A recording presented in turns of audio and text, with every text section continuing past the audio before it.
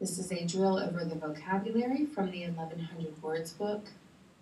It is week 23, day 1.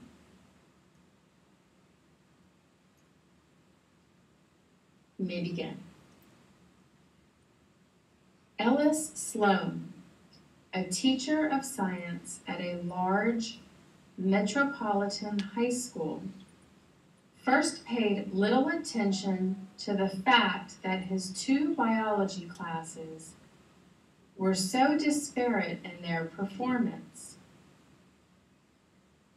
In most schools, the classes are alphabetically heterogeneous, with youngsters' names running the gamut from Adams to Zilch. But Biology 121 had only A's and B's, whereas Biology 128 had T's, V's, W's, Y's, and Z's. Mr. Sloan, a perspicacious teacher, began to perceive differences between the 2 groups. While their reading scores and IQs were roughly analogous, it was apparent that Biology 128 was replete with maladjusted students, while Biology 121 had the normal ones.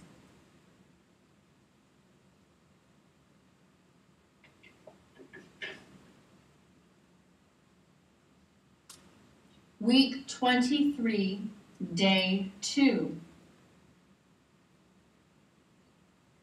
As Mr. Sloan pursued his investigation of the phenomenon, he discovered that a Dr. Trevor Weston of the British Medical Association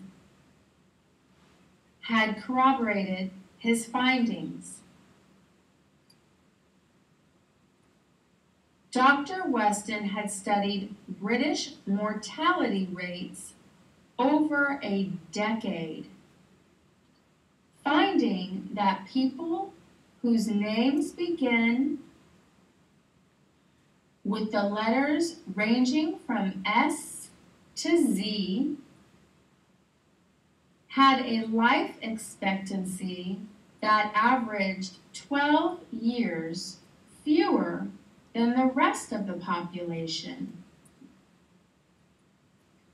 Furthermore, those at the bottom of the alphabet tended to contract more ulcers, and they were also more susceptible to have heart attacks, and were more likely to be neurotic than those at the top of the alphabet.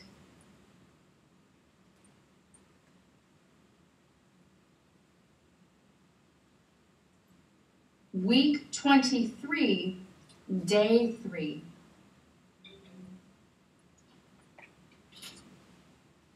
Dr. Weston is convinced that the pedagogue is the culprit. Since teachers seat their pupils in alphabetical order, the S to Z child is usually the last to receive his test marks, the last to eat lunch, and the last to be dismissed, and so on. As they are the last to recite, these youngsters feel frustrated because what they had to say had usually been enunciated earlier. The inordinate amount of waiting that this group has to do causes them to become irascible and jittery. S to Z people also become quite introspective, convinced that they are inferior to those at the top of the alphabet.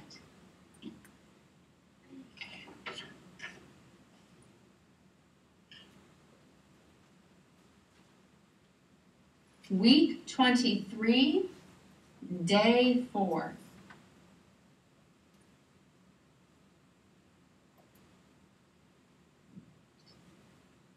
Mr. Sloane did not want to perpetuate the disorders that stemmed from the alphabetical arrangement.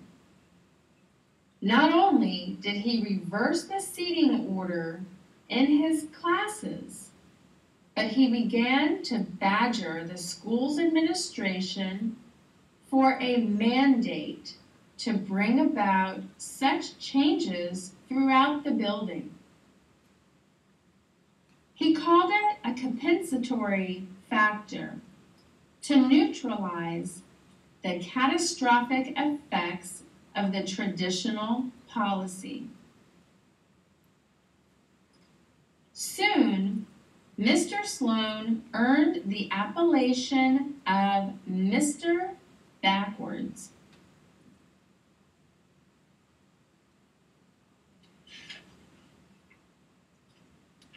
And one last thing, continuing with this particular week, 23, the idioms are: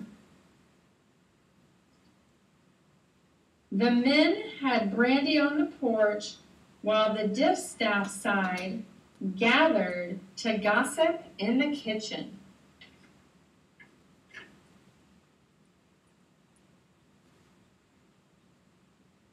Number 2. Every time his mother mentioned getting a haircut, the young guitarist got his back up.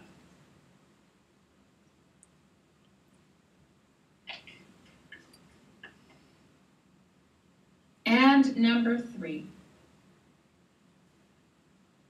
The man's inability to bring home the bacon was the actual reason for the couple's incompatibility. The end.